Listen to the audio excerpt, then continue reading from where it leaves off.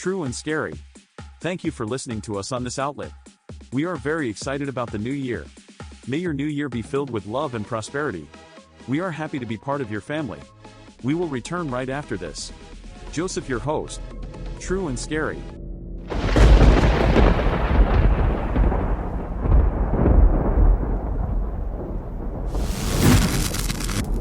Welcome to True and Scary. I'm Joseph. Get ready for some interesting and scary listener stories that are unbelievably true and scary.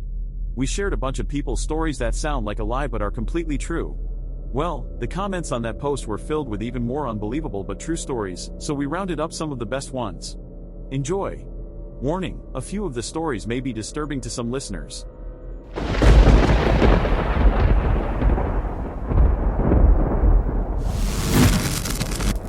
The Poetic Return. My parents were newlyweds in New Jersey and then moved to Illinois after I was born. They lived there my entire childhood and then divorced the year I graduated. My dad moved to Las Vegas, my mom to Texas. When I turned 30, I took a job in South Florida, the first and only member of my family to ever travel there.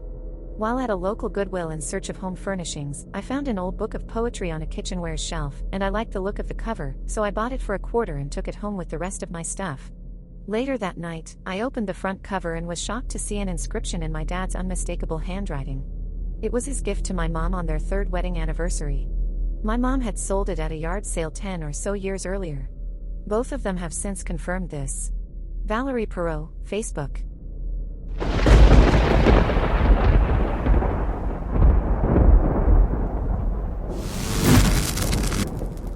The Fierce Fluffy. When I was around 8, my dog followed my dad to wait with me for my school bus.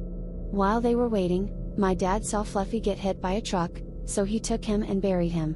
We then went out of town for the weekend. But on Sunday evening when we got home, Fluffy was standing on our porch. Dad couldn't believe it and told us, "I buried him on Friday."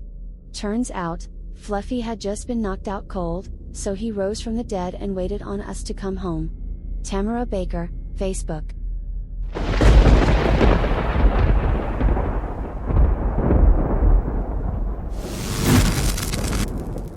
The Haunted Apartment. I was having lunch with a new coworker once, and he was telling me about his apartment and how haunted it was.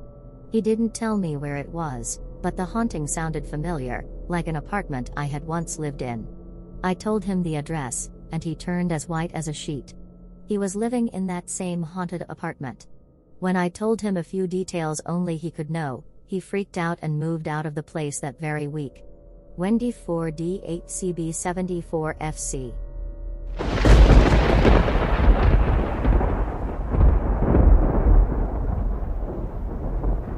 This is True and Scary. Your host is Joseph. Following are wonderful tidbits, short but true. Thank you for listening and joining us here at True and Scary. Take it away, Joseph.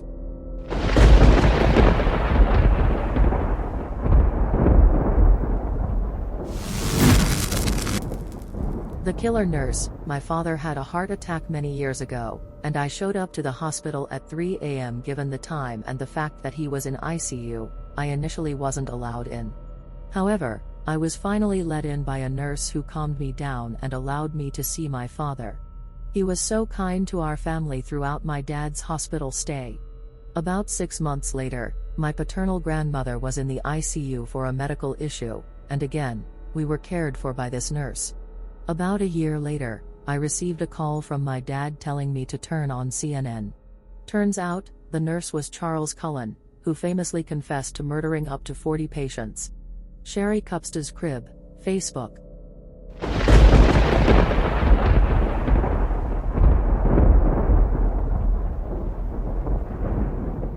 Unveiling captivating tales that will leave you intrigued. Introducing Story Tidbits hosted by Joseph, providing you with true and spine-chilling narratives. Brace yourself for a thrilling journey into the depths of the unknown, as we delve into the realm of the mysterious. Join us in uncovering the untold stories that will send shivers down your spine. Stay tuned for our gripping episodes that will keep you on the edge of your seat.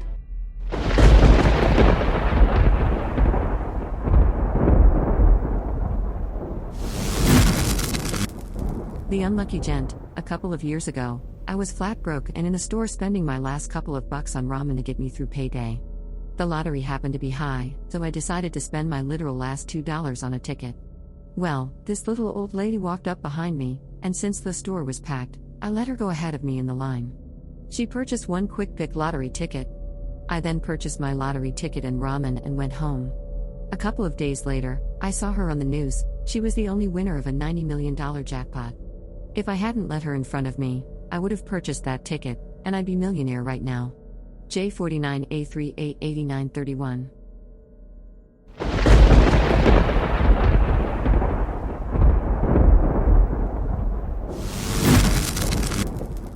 The runaway weenie. When I was a kid growing up in Texas, we had a cute little weenie dog named Golondrina. One day, the gate was accidentally left open, and she got out and ran away, leaving us heartbroken.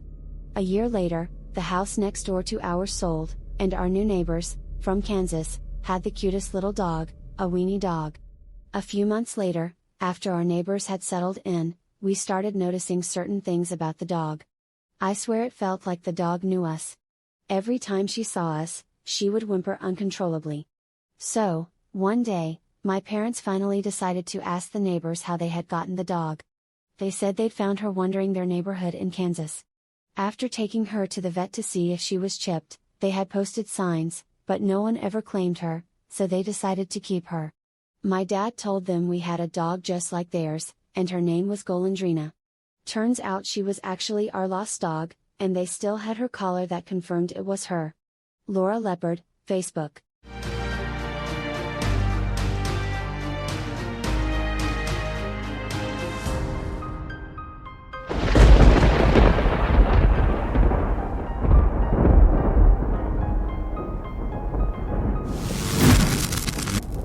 Welcome to the bone-chilling world of our True and Scary podcast, where we unravel spine-tingling stories from every corner of the globe.